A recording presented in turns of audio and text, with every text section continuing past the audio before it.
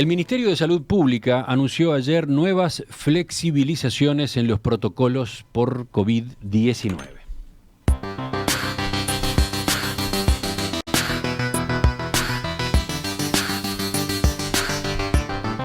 En primer lugar, se informó sobre los criterios de testeo y aislamiento que regirán en los centros educativos a partir del comienzo de los cursos. El ministro Salinas explicó cómo se procederá de ahora en adelante en caso de que en una clase aparezca un brote de 1 o 2 contagios. En escolar y secundaria no se van a cuarentenar a niños y adolescentes que padecieron COVID en los últimos 60 días y tampoco si tienen 2 o 3 vacunas según el esquema para su edad y para su estado de comorbilidad. Los docentes con 2 y 3 vacunas tampoco tendrán que hacer aislamiento ante brotes en las clases. Mientras tanto, los estudiantes no vacunados sí deberán hacer cuarentena, pero podrán volver a clase al 8º día del contacto y no requerirán un test para hacerlo. Pero hubo más anuncios en el día de ayer. En cuanto a la población en general, se determinó la baja en la cantidad de días de aislamiento y convalecencia en todos los casos de personas con COVID-19. Veamos, las personas con síntomas y 3 dosis de la vacuna o niños con 2 dosis, los días de curso de la enfermedad bajan de 7 a 5 días. En casos de adultos con 2 dosis y menos de 180 días desde la administración de la segunda dosis o niños con 2 dosis y más de 180 días de la segunda, se baja de 10 a 7 días el tiempo estipulado de curso de la enfermedad. En los no vacunados o con una sola dosis, tanto niños como adultos, el tiempo estipulado para la vuelta a las actividades se baja de 14 a 12 días, con la posibilidad de poder acortar este tiempo a 7 días previa realización del test, cumplidas las últimas 72 horas sin fiebre y o síntomas respiratorios.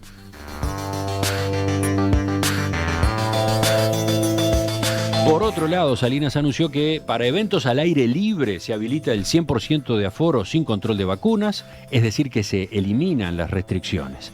Mientras tanto, para los eventos en espacios cerrados se permite aforo completo solo si los asistentes son personas vacunadas. También se eliminó la duración máxima para fiestas y eventos. Vamos a profundizar en esta noticia y sobre todo vamos a detenernos en una polémica que desató a propósito de lo que implica en el terreno educativo, en el caso de las escuelas, por ejemplo. Para eso estamos en diálogo con el doctor Sebastián González Dambrauskas, pediatra intensivista, coordinador general de la Red Pediátrica de Latinoamérica. Doctor González Dambrauskas, buen día, gracias por acompañarnos. ¿Cómo les va? Buen día, gracias por la invitación. Primero una pregunta en general, usted es pediatra, pero ¿cómo calificaría de todos modos el momento de la pandemia, la situación que estamos viviendo, la evolución que está teniendo la presencia del coronavirus en Uruguay y que permitiría que se adoptaran medidas como estas que se anuncian en estas horas? Bueno, creo que es claro, no hay que ser médico técnico para darse cuenta de que Uruguay está en una clara etapa de transición hacia la vida normal. De hecho, la sociedad, todas las comunidades están viviendo actividades normales y obviamente se da porque también el sistema sanitario, más allá de los problemas que tuvo, sobre todo en el primer nivel de atención, de sobrecarga, de consultas, etcétera, el último bimestre con la ola de Omicron, es un sistema sanitario que está funcionando. No hubo colapso hospitalario, que era, recordemos, todo lo que sucedió en el primer año y en el segundo para Uruguay, particularmente. Y además es un contexto epidemiológico en general poblacional muy bueno, en el sentido, muy seguro, diría, dado que es una población, la uruguaya, y hablando ya en términos locales, inmunizada, ya sea por vacuna o por inmunidad natural, lo cual pone a nuestra población, a nuestro país, en una muy buena situación, en el cual cualquiera puede afirmar de que lo peor ya pasó hace rato. Lo peor de la pandemia ya pasó en el mundo hace rato y en Uruguay sobre todo. Sin ir más lejos, si uno compara la situación epidemiológica que puede tener nuestro país y ya metiéndome en mi área de trabajo, que es la infantil, sabemos que la enfermedad se sigue comportando en niños como una enfermedad leve, incluso ante la ola de casos, y aunque no hay estudios de seroprevalencia, quiere decir de estudios de anticuerpos en la población infantil, si uno compara con países que sí lo han hecho, como Gran Bretaña, que tuvo gran circulación comunitaria, los niños, incluso Gran Bretaña antes de la vacunación, hasta el 90% de su población infantil, de niños chicos sobre todo, ya tenían anticuerpos y ya habían generado inmunidad de forma natural, digamos. O sea que epidemiológicamente la situación uruguaya es muy buena, a lo cual hace preguntarse cuál es la situación de emergencia sanitaria, porque se mantiene. ¿Usted entiende que ya podría directamente caer la emergencia sanitaria en sí misma? Sí, yo no tengo duda de eso. Hace tiempo que lo venimos alertando en el sentido de que hay otras emergencias. A ver, usted acaba de nombrar el protocolo que ayer se anunció de parte de las autoridades ministeriales, de los cambios de protocolos de testeo, protocolos de cuarentenas, etcétera. Pero en el mismo día de ayer nosotros, y es algo que quizás pasó a bajo ruido en el marco de estas declaraciones, investigadores uruguayos publicaron una revista internacional indexada el gran problema que tienen los preescolares de nuestro país y que vivieron en el curso de la pandemia. Los preescolares, sobre todo los niños más chicos en Uruguay, esto ya hay investigaciones locales, además por suerte, demostraron que los niños en ese rango etario, que supongamos un niño de 4 años, de 5 años, que tuvo la mitad de su vida en pandemia, tuvieron déficit de adquisiciones de habilidades cognitivas, llámese lenguaje, cálculo, etcétera, con respecto a los niños de antes. O sea que hay otras emergencias que atender, entre ellas las educativas. Y en eso la infancia sí que ha sufrido y sigue sufriendo. En el sentido de que si uno analiza lo que es la flexibilización de los protocolos que se anunciaron ayer, la flexibilización va sobre todo al mundo adulto. O sea, la flexibilización, aunque sí hay cierta flexibilización en la infancia, queda todavía mucho por flexibilizar, que además tiene poco justificación desde el punto de vista sanitario. Sí, doctor González Dambrowska, usted señalaba ayer, por ejemplo, en Twitter fue muy crítico, ¿no? Con esta medida, sobre todo, que fue anunciada por parte del Ministerio, de establecer esta flexibilización, pero sobre todo con criterios diferentes, ¿no? Entre niños vacunados y no vacunados a la hora de que surja un brote en un centro educativo, ¿verdad? Aquellos que han recibido la vacuna completa, las dosis completas, o que hayan pasado por COVID-19 en los últimos 60 días, no van a tener que cuarentenarse. En cambio, aquellos que no se vacunaron, sí. ¿Cuáles son los perjuicios que usted ve en este caso por este aspecto en particular? Bueno, el 24 de noviembre tengo aquí, porque lo fui a releer, el comunicado del propio Ministerio de Salud Pública del año pasado, de hace 3 meses, hoy se cumplen 3 meses, cuando se aprueba la vacunación de niños chicos de 5 a 11 años. Uno de los ítems que enfatizó el propio Ministerio fue, lo leo textual, además se enfatiza que la vacunación no debería suponer una limitante en este grupo etario para su acceso a cualquier actividad que los involucre, garantizando sus derechos. Este es un apunte que cuando aprueba el Ministerio la vacunación en este rango etario, fue claro, y hay declaraciones públicas del ministro, de su secretario, etcétera, de que se va a garantizar de que no se hagan diferencias entre niños cuyos padres y familias decidieron vacunar y los que no decidieron vacunar o que no pudieron vacunarse, ¿no? Entonces, esto contrasta y va a contramano, y es una flagrante contradicción propia cuando el protocolo que se promulga y se sugiere a partir de ayer, lo que hace es discriminar. Es bien claro si uno lee el protocolo, que sí es bastante complejo de entender, y si usted ve que 6 días, que 8 días, que 12, que depende si están, pero lo que pone en el medio es una discriminación entre niños que están vacunados y los no vacunados. Claro, entiendo desde el Ministerio de Salud Pública lo que se plantea es, bueno, hasta ahora, cuando se daba esa situación, cuando había un brote, los que se afectaban eran todos los niños, se quedaban sin clase, ahora es una población menor, ¿no? Depende, les explico. Si uno mira los datos, yo ayer de noche me puse a mirar los datos del Ministerio del Monitor de Vacunación Nacional, y niños en esta franja etaria que tengan las 2 dosis completas, menos del 3%. La mitad recibieron una dosis. Muchos de esos de primera dosis en plena ola de Omicron, que muchos de ellos ya se contagiaron y por ende se les va a poner. O sea que vamos a empezar marzo con prácticamente la mayoría de los niños en situación de prácticamente de no vacunación según el protocolo. Pero además la pregunta que hago es, y esto sí es un tema técnico, el propio ministro de ayer de mañana había declarado a otros medios antes de la divulgación, digamos, pública del nuevo protocolo, que había que dejar de hacer foco COVID en las escuelas, ¿sí? Y que ya se sabía, y fue lo que se mostró, que la vacunación en niños y en adultos no previene la transmisión. O sea, no es una vacuna esterilizante. De hecho, Omicron vino a demostrar eso. O sea, estamos llenos, todos nosotros, pensamos en nuestro ámbito familiar, social normal, gente vacunada cursó su enfermedad. La vacuna sí sigue demostrando, sobre todo en poblaciones vulnerables, que sobre todo si hay algo que no son vulnerables para COVID, estoy hablando de la mayoría de los niños que son niños sanos, este beneficio vacunal es marginal, pero para contagios tampoco va, porque la aprobación de noviembre que yo estaba refiriendo ahora se hizo con estudios que se hicieron pre-Omicron. La propia aprobación fue cuando se estaba reportando en Sudáfrica los primeros casos de Omicron. O sea que Omicron cambia la regla de juego, muestra que la vacunación no es esterilizante y por eso hay que abandonar la idea de inmunidad de rebaño por parte de las vacunas o que no vamos a tener COVID. Y de hecho lo que vamos a seguir teniendo es COVID. O sea, hay que asumir de una manera práctica y sobre todo protegiendo otras urgencias que tienen las infancias, el hecho de que COVID va a seguir circulando, va a seguir contagiando, va a seguir hospitalizando, pero va a haber gente de riesgo que se muera, pero no es el caso de los niños. Acá veía declaraciones del director del Hospital Pediátrico Pereira Rosell en el diario El País, ¿no? Que pediatra especializado en enfermedades infecciosas, que justamente explicó que el criterio que siguieron para las recomendaciones que distinguen entre vacunados y no vacunados es que desde el punto de vista individual, los no vacunados son los que tienen más chance de una enfermedad grave. Y desde el punto de vista colectivo, son los que tienen más chances de contagiar por más tiempo, dice. Entonces, para usted, ¿cuál es la...? A ver.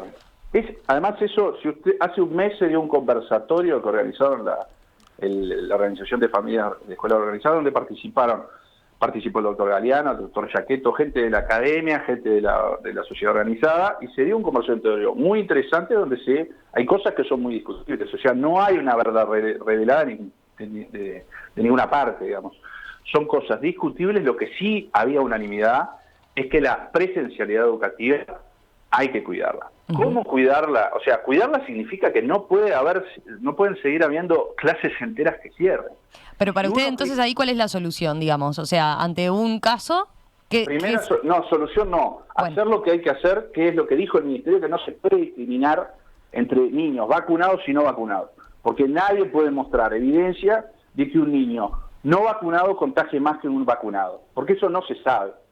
¿Pero habría que hacer aislamiento o no en ese caso? Porque una cosa es la discriminación, otra cosa es si habría que hacer o no tomar medidas de aislamiento. Cuando un niño enferma, sea por COVID o no COVID, tiene que ir a su casa y curarse. Primero por el niño, o sea, mejorar. Eso es lo que están haciendo la mayoría de los países que bajaron la emergencia sanitaria y pasaron a vida normal, como puede pasar en Escandinavia, en Gran Bretaña ahora. Dicen, bueno, hay una enfermedad, es una enfermedad respiratoria que a los niños no les supone mayor problema, es un virus que da una enfermedad incluso menor que el impacto que puede tener una gripe, y los protocolos y los cuidados, en realidad más que protocolizados y rígidos como son el que se presentan, con criterios que muchas veces son arbitrarios. O sea, ¿por qué se aísla 6 días los preescolares y 8 otros? Y si no está vacunados 12 días, si ustedes ven y disecan, digamos, el protocolo, van a ver que es complejo además.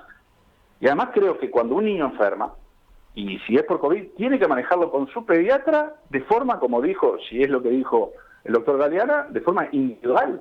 Acá se sigue pensando como que la vacunación va a traer un beneficio colectivo de que van a erradicar los contagios en las escuelas, y eso no va a pasar. Va a seguir habiendo contagios porque el niño no vive solo en la escuela, vive en la comunidad, y las escuelas, y recordemos, las escuelas durante el verano estuvieron cerradas, que es donde se dio el pico más alto de incidencia de enfermedad por COVID en el Uruguay. O sea, si uno ve los datos y ve que toda la ola de Omicron impresionante, de cantidad de casos leves sobre todo, y gran parte asintomáticos, se dio con escuelas cerradas. Entonces, poner el foco otra vez en escuelas, y una forma de poner el foco es generar protocolos que son muy discutibles, que van a generar disrupción educativa. Pero ahí vuelvo a la pregunta entonces. Para usted, ante un caso de un niño en una clase, bueno, debería, obviamente, ese niño tiene que ir a su casa, transitar la enfermedad y tratándolo con su pediatra.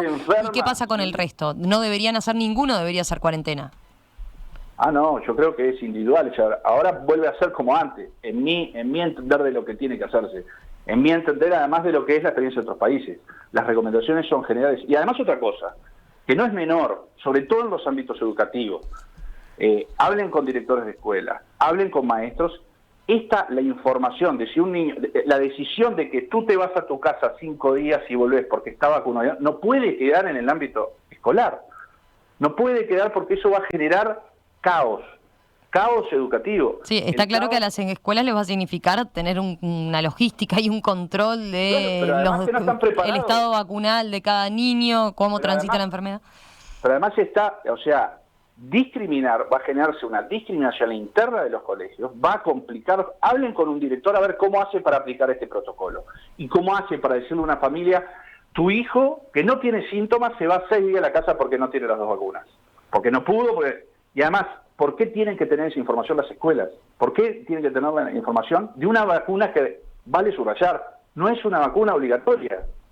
No es una vacuna obligatoria. No se puede develar y que los entornos educativos manejen la información, porque eso genera discriminación entre los grupos de niños.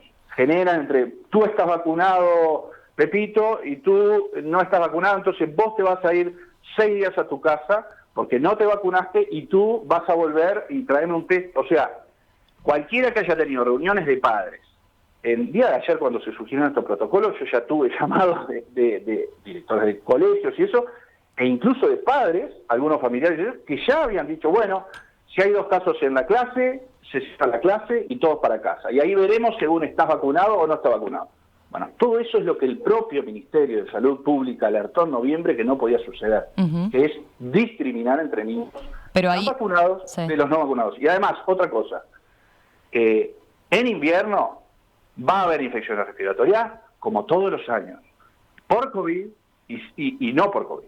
Si sigue la logística del testeo masivo, vamos a encontrar que, por ejemplo, la mitad de los niños ni siquiera tienen síntomas ni se enteran, ¿sí? Y además, reitero, en Uruguay es esperable que ya la mayoría de los niños estén protegidos frente a enfermedad grave con la inmunidad natural. O sea, seguramente si hacen un estudio van a encontrar que la mayoría de los niños ya tienen una inmunidad, que además la inmunidad natural de los niños, y eso está hiperestudiado, es mucho más protectiva que los adultos. Da protección hasta por 1 año por una infección, porque los niños no son adultos chiquitos. Entonces la pregunta que me hago es, ¿por qué el nivel terciario, ¿no?, que me parece celebrable, no hay más cuarentenas? Y un niño preescolar de 3, 4 años, que no tiene mucho menos riesgo que ese otro casi adulto, digamos, un adolescente, de enfermedad grave por COVID, que seguramente ya tenga inmunidad, ¿por qué se le manda 6 días a la casa? Pero además es esperable que haya otras olas de COVID. Vamos a tener niños a fin de año otra vez que hayan perdido 15 días de clase por un contacto en una clase. Otra cosa que no se revisó y que se había discutido en ese conversatorio es ¿por qué la definición de brote de 2 casos en una clase? ¿Por qué 2 y no 4, 10? No sé, son criterios arbitrarios y creo que es una etapa, poniendo la pregunta un poco que me hacían al principio, de desprotocolizar a la infancia. No se puede, además lo que me pregunto y le pregunto a las autoridades, ¿qué objetivo persigue este protocolo? Doctor González, una aclaración antes de seguir, o ya casi sobre el final. ¿Usted es antivacunas? No sé qué es antivacunas. ¿Cómo voy a estar? Yo he publicado en El Mundo, en lo que va de pandemia, 3 artículos científicos promulgando la vacunación, denunciando el disparate de que hay países que no se vacunan. He hecho artículos de opinión y editoriales fomentando la vacunación, sobre todo de las poblaciones vulnerables. Yo soy un gran defensor de la vacunación. Es más, estoy tan preocupado por la vacunación y soy tan pro vacunas que uno de los dramas que va a vivir y ya está viviendo Uruguay, y que son noticias que, mientras que siga siendo poco en COVID, no surgen, y es que la cantidad de niños inmunizados por las vacunas que sí previenen otras enfermedades todo el tiempo ha disminuido drásticamente en Uruguay. Si ustedes buscan recortes, hay datos de la Comisión Honoraria lucha antituberculosa, que maneja un poco el esquema de vacunación, que disminuyeron las tasas de vacunación, porque hay vacunatorios de niños para COVID, pero no para, donde pueden ir a vacunarse para COVID, pero no para las vacunas del resto del certificado de vacunación. Y con respecto a las vacunas COVID para niños, ¿cuál es su postura? Lo que pasa es que usted me está poniendo una postura binaria, que si hay algo que no hay que hacer es ser binario, es a favor o en contra. Yo creo que es celebrable, sobre todo si son población de niños, porque hay niños y niños, los niños vulnerables, que son los niños que tienen enfermedades, yo recomiendo fuertemente la vacunación. Es lo que hacen la mayoría de los países. En cuanto a niños sanos, ni que hablar que ya tuvieron inmunidad previa y ya estuvieron contagiados, creo que es una decisión de los padres, es muy personal, eso depende en la consulta del pediatra y en contacto con la familia, saber qué es lo que les hace sentir más seguros. Le agradezco estas aclaraciones sobre su posición. Probablemente no fuera necesaria la pregunta, dicen algunos oyentes, sus trabajos, sus posiciones son públicas, pero le hice la consulta porque mirando los mensajes que llegan desde la audiencia encuentro algunos que lo califican así, al escuchar sus argumentos dicen, pero aquí está hablando un antivacunas, ¿no? Bueno, lamentablemente es una etapa, es una época, la pandemia lo que hace es polarizar a la gente, no hay nadie que busque los grises, ¿no? Si pones alguna, por ejemplo, una de las cosas que más me preocupó en su momento, y no solo a mí, a muchos pediatras de acá de Uruguay y del mundo, fue promulgar cuando se promulgó la vacunación como algo que iba a esterilizar la transmisión comunitaria, cuestión que no sucedió. Entonces, vender falsas ilusiones, que podía ser una ilusión de que vacunando a los niños chicos íbamos a controlar de toda la pandemia, recuerdan, estamos hablando de hace 3-4 meses, muchos especialistas decían, vamos a vacunar a los niños que son los únicos que no están vacunados, ¿recuerdan? Bueno, estas vacunas son excelentes vacunas para prevenir la enfermedad grave y la muerte. Un adulto de 80 años tiene 8.000 veces más, y estoy hablando de 8.000 veces más riesgo de morirse por COVID si lo contrae que un niño de 3 años, 8.000 veces. Entonces, vacunar a ese grupo, sobre todo los vacunados, va a seguir salvando vidas. Ahora, conforme pasó el tiempo, también vimos que las vacunas para COVID que están hechas en base a la cepa original, o sea, estamos hablando de las variantes que ya circularon hace casi 2 años, y que fueron desarrollados en base a esas variantes, la original, siguen protegiendo frente a enfermedad grave y no me van a ver a mí más que apoyando que se vacunen sobre todo las poblaciones vulnerables, pero a los niños no les cambia gran parte de la situación, porque los niños per se, su propia edad y su sistema fisiológico mayores lo protegen frente a enfermedades graves y obviamente y no hay que ser poco precavido con este sentido de que decir hay que cuidar a la vacuna y cuidar a las vacunas también es decir, miren señores, o sea, contagios van a seguir habiendo, las vacunas no previenen los contagios, o sea que si un padre en noviembre me decía voy a vacunarlo así no tiene COVID, bueno, si yo le decía sí, vacunarlo así no tiene COVID, le estoy mintiendo, porque Omicron lo que vino a mostrar es que, a ver, ¿cuántos miles de niños que se vacunaron en enero no pudieron vacunarse porque se contrajeron la enfermedad? Y no fue uno, fueron muchos padres que me dijeron, che, lo vacuné igual, se enfermó. Y bueno, pero era esperable que te enfermaras. Uh-huh. Y además es tan rara la enfermedad crítica por COVID, y eso en niños, es tan rara que en realidad el beneficio de esta vacuna es muy marginal. Quiere decir que si tenés 0.0001% de enfermedad, si no estás vacunado y sos un niño de 5 o 6 años, un niño sano, y tenés COVID, lo más seguro es que no te pase absolutamente nada. Si te vacunás, seguramente puedas tener un criterio de mejoría o bajada de sobre todo el riesgo hospitalizacional, 0,000 puntos. Ese gradiente de riesgo es tan impresionante que desde Wuhan lo conocemos, que no le puedo decir lo mismo por ejemplo, a un adulto mayor. A ver, los países ahora, y sobre todo con los esfuerzos vacunales, lo que están apostando es a dar, por ejemplo, la tercera dosis a los grupos de riesgo, que son los mayores de 60 y 65 años que se benefician de la tercera dosis. Y sin embargo, otros países, y creo que Uruguay en un momento también lo hizo, estuvo persiguiendo a jóvenes sanos que tenían 2 dosis y además se habían infectado para darle la tercera dosis. Entonces ahora vemos, la tasa vacunada en Uruguay es impresionante. Al oyente ese que dijo que yo era un antivacuna, le invito a leer, creo que fue a esta altura del año pasado, cuando empezó la vacunación, ¿se acuerdan? En el medio de la primera ola, uno de los editoriales que escribí fue: hay motivos para pensar de que la enfermedad grave va a disminuir y para ser optimistas en el medio del caos que supuso el año pasado, hace un año. Y eso eran las vacunas. O sea, me ríe que me digan antivacunas, porque soy alguien que ha investigado bastante el tema de vacunas COVID. He publicado acerca, tanto científica como afuera del ámbito científico con respecto a la vacuna, pero no me sorprende porque es una etapa como bipolar, ¿no? Sí, pasa si eso. vos pones algún reparo con alguna indicación de una vacuna, sos un antivacuna, ¿no? Lo último... Sí. Lo último, Romina, ¿tenías una más? No, veía las distintas posiciones que hay en este tema con respecto a, por ejemplo, lo que señalaba el virólogo Santiago Mirazo, que señalaba que, bueno, con la variante Omicron, la contagiosidad de las personas completamente vacunadas y asintomáticas desaparece al cuarto o quinto día, mientras que, decía él, en el peor de los escenarios, o sea, con una persona que tiene síntomas y sin las vacunas, la carga viral deja de detectarse al 10º día recién. Entonces, él señalaba, con esta evidencia científica, los médicos tenemos la responsabilidad de advertir sobre los riesgos epidemiológicos y no solo estar preocupándonos de otros efectos del neurodesarrollo, decía. Sí, no sé a qué artículo se refiere, yo esa información no la tengo. Lo que sí le puedo decir es que con la vacunación también los anticuerpos se van por el desagüe a 30, 60 días se fueron. O sea, los anticuerpos, que seguramente fue el medido de alguno de esos estudios, se pierde. O sea, la protección frente a enfermedad leve, llámese resfrío, portador asintomático, se pierde rápidamente. O sea, vacunás a toda la población en enero, febrero, para abril ya tenés... Porque es esperable, además, ahora lo impresionante de estas vacunas, y por eso las defiendo también, es que protegen frente a enfermedad grave y muerte, siguen protegiendo. Pasaron las variantes y la protección se mantuvo. Ahora, quiero ser bien diferencial en algo. Si uno quiere discriminar realmente, tiene que, de una manera, de una vez por todas, asumir de que los niños no solo no son adultos chiquitos, sino que para COVID es más impresionante la variante. Entonces, este protocolo, discriminar a niños, vacunados o no vacunados, con cuarentenas diferenciales, entre niños que ni siquiera pudieron vacunarse o no quisieron las familias, o ni siquiera tenían la edad para vacunarse, lo que creo, ojalá que me equivoque, espero que se equivoque, y espero que se reflexione también de parte de las autoridades, los técnicos que están asistiendo, de ver cuál es este protocolo en la vida real. En la vida real, que sí, va a darle a las familias una impresión de que tiene una vida, el mundo tiene una vida totalmente normal afuera de las escuelas, y este protocolo que se llamó Escuelas Seguras, yo creo que hay un espíritu de brindar una seguridad partiendo de un paradigma erróneo.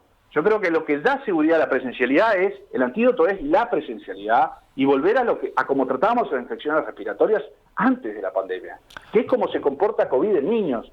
Insisto, es menos letal COVID en niños, y cada vez menos, que lo que es la gripe, el virus BRS en niños chicos.